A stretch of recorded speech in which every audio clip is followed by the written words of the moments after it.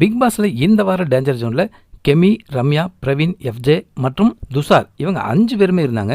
சனிக்கிழமை எபிசோட்லேயே ஒருத்தரை, அதாவது துஷாரை எவிக்ட் பண்ணி அனுப்பி வச்சுட்டாங்க. போன வாரமே துஷாருக்கும் அரோராவுக்கும் வார்னிங் கொடுத்தாங்க. ஏதாவது பண்ணுங்க, ஆடியன்ஸ் மாதிரி உள்ள உட்காந்துட்டு இருக்காதீங்க அப்படின்னு விஜய் சேதுபதி சொல்லியிருந்தாரு.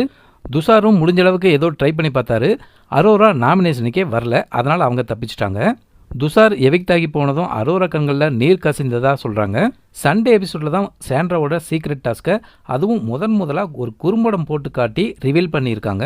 ஆடியன்ஸோட கைத்தட்டல் பயங்கரமாக இருந்ததாம்.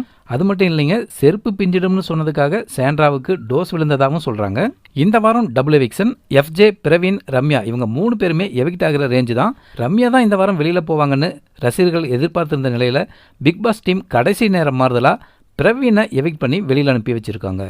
பிரவீன்ராஜ் அடியெல்லாம் வாங்கி பிராங்க் பண்ணிட்டு இருந்தாரு. ஆனாலும் எதுவும் எடுபடலை போல. எதற்காக இந்த கடைசி நேரம் மாறுதல், யாருக்காக இந்த முடிவுன்னு பிக் பாஸ் டீமுக்கு தான் தெரியும். இந்த 2 எவிக்ஷன் பற்றியும் நீங்கள் என்ன நினைக்கிறீங்க? இல்லை வேற யார் வெளியில் போயிருந்தா நல்லா இருக்கும்? உங்கள் கருத்தை கமெண்ட்டில் சொல்லுங்கள்.